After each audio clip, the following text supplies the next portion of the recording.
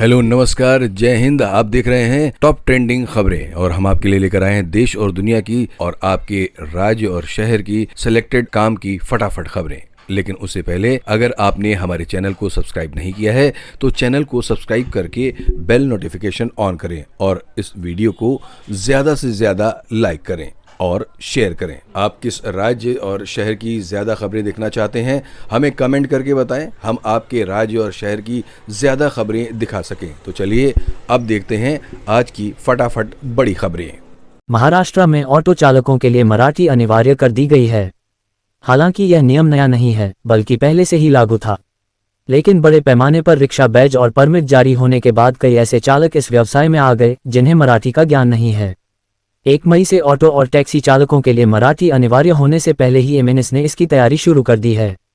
महाराष्ट्र नवनिर्माण सेना ने पश्चिम और पूर्व उपनगरों में ऑटो चालकों को इकट्ठा कर उनके ऑटो पर स्टिकर चिपकाए हैं। इन स्टिकरों पर लिखा है, मुझे मराठी समझ में आती है, मैं मराठी बोलता हूँ, मेरी ऑटो में बैठिए। सोना सिर्फ गहना नहीं बल्कि भरोसे और सुरक्षा का प्रतीक माना जाता है। जब भी दुनिया में आर्थिक या राजनीतिक संकट गहराता है, लोग निवेश के लिए सोने की ओर रुख करते हैं।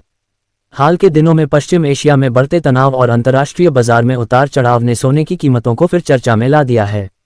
इसी बीच बाबा वेंगा की एक कथित भविष्यवाणी सोशल मीडिया पर तेजी से वायरल हो रही है, जिसने आम लोगों से लेकर निवेशकों तक का ध्यान खींचा है। दावा किया जा रहा है कि उन्होंने 2026 के आसपास वैश्विक आर्थिक संकट और बैंकिंग अस्थिरता की बात कही थी। ऐसे माहौल में लोग सोने की ओर आकर्षित हो सकते हैं क्योंकि सोने को एक सुरक्षित निवेश माना जाता है और अगर ऐसा हुआ तो सोने की कीमतों में जबरदस्त तेजी आ सकती है। हालांकि ये ध्यान रखना जरूरी है कि इन भविष्यवाणियों का कोई आधिकारिक आधार नहीं है और ये ज्यादातर सोशल मीडिया पर फैल रही चर्चाओं का हिस्सा हैं, जिन्हें लेकर अलग अलग राय सामने आ रही है। नार्कोटिक्स कंट्रोल ब्यूरो (NCB) ने बताया है कि मालदीव में ड्रग्स से जुड़े कानूनों को हाल ही में बेहद सख्त बना दिया गया है, जिसके चलते मामूली लापरवाही भी भारी सजा में बदल सकती है। NCB के अनुसार मार्च 2026 से लागू नए कानूनों के तहत ड्रग्स से जुड़े अपराधों पर सख्त सजा का प्रावधान किया गया है। इसमें आजीवन कारावास तक की सजा शामिल है, जबकि बड़े स्तर पर तस्करी के मामलों में मौत की सजा भी दी जा सकती है। पाकिस्तानी विमानों के भारतीय हवाई क्षेत्र के उपयोग पर लगे प्रतिबंध को 24 मई तक बढ़ा दिया गया है। ये कदम पहलगाम आतंकी हमले के कुछ दिनों बाद उठाया गया था। पिछले साल अप्रैल से दोनों देश एक दूसरे के विमानों के लिए हवाई क्षेत्र को बंद रखने की अवधि बढ़ाते रहे हैं। पाकिस्तान ने मंगलवार को हवाई क्षेत्र को 24 मई तक बंद रखने की घोषणा की थी। बुधवार को जारी नोटिस टू एयरमेन नोटम में कहा गया है कि भारतीय हवाई क्षेत्र पाकिस्तान में पंजीकृत विमानों और पाकिस्तानी एयरलाइंस ऑपरेटरों द्वारा संचालित स्वामित्व वाले या पट्टे पर लिए गए विमानों के लिए उपलब्ध नहीं होगा। फ्रांस के हवाई अड्डों से गुजरने वाले भारतीय नागरिकों को अब पारगमन वीजा की आवश्यकता नहीं होगी, क्योंकि फ्रांसीसी सरकार ने इस जरूरत को समाप्त करने के लिए एक समझौते को लागू कर दिया है। ये निर्णय लोगों की सुगम आवाजाही को और सुविधाजनक बनाने तथा दोनों देशों की जनता के बीच संबंधों को मजबूत करने की दिशा में भी सहायक है। एक डोज दो जिंदगी का वरदान के मंत्र के साथ अनीमिया जैसी गंभीर चुनौती पर मीडिया सहयोगियों को संवेदित करने और उनके अनीमिया मुक्त भारत अभियान कार्यक्रम को सफल बनाने में मीडिया द्वारा दिए जाने वाले सहयोग हेतु आज स्वास्थ्य विभाग, उत्तर प्रदेश और ग्लोबल हेल्थ स्ट्रेटजी संस्था द्वारा लखनऊ में राज्य स्तरीय मीडिया संवेदीकरण कार्यशाला का आयोजन किया गया है। उत्तर प्रदेश सरकार द्वारा फैमिली आईडी एक परिवार एक पहचान योजना की शुरुआत की गई है। ये योजना न केवल प्रशासनिक व्यवस्था को सुदृढ़ बनाती है, बल्कि प्रत्येक परिवार को एक विशिष्ट पहचान प्रदान करके उन्हें सरकारी सेवाओं से सीधे जोड़ने का कार्य भी करती है।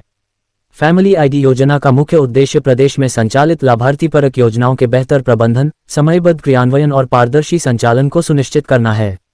इसके माध्यम से प्रत्येक परिवार को एक यूनिक पहचान संख्या प्रदान की जाती है, जिससे सरकारी योजनाओं का लाभ सीधे और बिना किसी बाधा के उन तक पहुंच सके। ये योजना सरकारी सेवाओं को सरल और सुलभ बनाने की दिशा में भी एक महत्वपूर्ण कदम है। जब किसी परिवार की समस्त जानकारी एक ही डिजिटल प्लेटफॉर्म पर उपलब्ध होगी, तो नागरिकों को बार बार अलग अलग विभागों में जाकर दस्तावेज प्रस्तुत करने की आवश्यकता नहीं पड़ेगी। इससे प्रशासनिक प्रक्रिया तेज, सुगम और अधिक प्रभावी बनती है। भाजपा के राष्ट्रीय अध्यक्ष नितिन नवीन ने स्पष्ट किया है कि उत्तर प्रदेश में योगी आदित्यनाथ ही आगामी चुनावों में पार्टी का चेहरा बने रहेंगे। उन्होंने कहा कि पार्टी अपने मौजूदा नेतृत्व के तहत ही चुनाव लड़ेगी और विकास तथा सुशासन के आधार पर जीत का दावा करती है। एक मीडिया चैनल को दिए साक्षात्कार में नितिन नवीन ने कहा कि उत्तर प्रदेश में भाजपा सरकार ने प्रधानमंत्री नरेंद्र मोदी और मुख्यमंत्री योगी आदित्यनाथ के नेतृत्व में उल्लेखनीय प्रगति की है। उन्होंने कहा कि जो राज्य कभी अपराध, रंगदारी और जातिवाद की राजनीति के लिए बदनाम था, वो आज विकास और सुशासन की नई पहचान बना चुका है। सरकार पीएनजी का उपयोग बढ़ाने पर जोर दे रही है। इसके तहत पीएनजी कनेक्शन धारकों को एलपीजी कनेक्शन सरेंडर करने होंगे। वहीं जिन क्षेत्रों में पीएनजी नेटवर्क से आपूर्ति हो रही है, वहां के निवासियों को भी इसका कनेक्शन लेना होगा। केंद्र सरकार की अधिसूचना के बाद अब खाद्य एवं रसद विभाग ने इस संबंध में सूचना जारी की है। विभाग के अनुसार भारत में घरेलू पीएनजी का पर्याप्त स्टॉक है और इसकी उपभोक्ताओं को 24 घंटे सातों दिन आपूर्ति हो रही है। पीएनजी की आपूर्ति बढ़ाने के लिए पेट्रोलियम एवं प्राकृतिक गैस मंत्रालय भारत सरकार द्वारा 24 मार्च को पेट्रोलियम उत्पाद वितरण, पाइपलाइनों और अन्य सुविधाओं को बिछाने, निर्माण, संचालन और विस्तार के जरिए के लिए अधिसूचना जारी की गई थी। यूपी के वाराणसी में कैंट स्टेशन वाराणसी जंक्शन पर मंगलवार को उस समय हड़कंप मच गया जब जीआरपी ने ट्रेन के अंदर से 2 बैग में भारी मात्रा में नई करेंसी बरामद की। बेगमपुरा एक्सप्रेस के जनरल कोच में सफर कर रहे एक युवक के पास से 16 लाख रुपए के नए नोट मिले।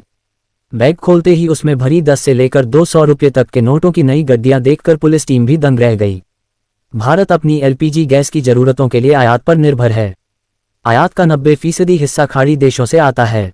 ईरान अमेरिका युद्ध की वजह से भारत की ये सप्लाई चेन टूट गई और देश को एलपीजी संकट का सामना करना पड़ा। रसोई गैस की किल्लत को नियंत्रित करने के लिए सरकार ने एलपीजी सिलेंडर से जुड़े कई नियमों में बदलाव किया। सिलेंडर के दाम से लेकर बुकिंग के नियम तक बदल दिए गए। अब एक और नियम में बदलाव किया गया है। सरकार ने कहा है कि बिना डैक नंबर के सिलेंडरों की डिलीवरी नहीं होगी। डिजिटल पेमेंट की रफ्तार जितनी तेजी से बढ़ रही है, भारतीय रिजर्व बैंक आरबीआई उतनी ही सख्ती से ग्राहकों की सुरक्षा के लिए नए नियम ला रहा है। हाल ही में आरबीआई ने ई मैंडेट के जरिए होने वाले ऑटो पेमेंट को लेकर नए समेकित दिशा निर्देश जारी किए हैं। ये नियम विशेष रूप से उन लोगों के लिए महत्वपूर्ण हैं जिनके क्रेडिट कार्ड, डेबिट कार्ड या यूपीआई से हर महीने बिजली बिल, ओटीटी सब्सक्रिप्शन या बीमा प्रीमियम जैसी रकम ऑटोमेटिक कट जाती है। आरबीआई का मुख्य उद्देश्य ये सुनिश्चित करना है कि आपकी मर्जी के बिना आपके खाते से 1 रुपया भी न निकले। बिहार में स्कूल और कॉलेज में पढ़ने वाली छात्राओं की सुरक्षा को लेकर नई सरकार ने बड़ा कदम उठाया है। मुख्यमंत्री सम्राट चौधरी के नेतृत्व वाली कैबिनेट ने पुलिस दीदी यानी अभ्या ब्रिगेड को और मजबूत करने का फैसला लिया। नई कैबिनेट बैठक में तय किया गया कि महिला पुलिसकर्मियों को अब स्कूटी और बाइक दी जाएगी। इसका मकसद ये है कि वे स्कूल, कॉलेज और कोचिंग के आसपास आसानी से गश्त कर सकें और छात्राओं की सुरक्षा सुनिश्चित कर सकें। जनगणना 2027 के लिए प्रदेश में तैयारियां अंतिम चरण में पहुंच गई हैं।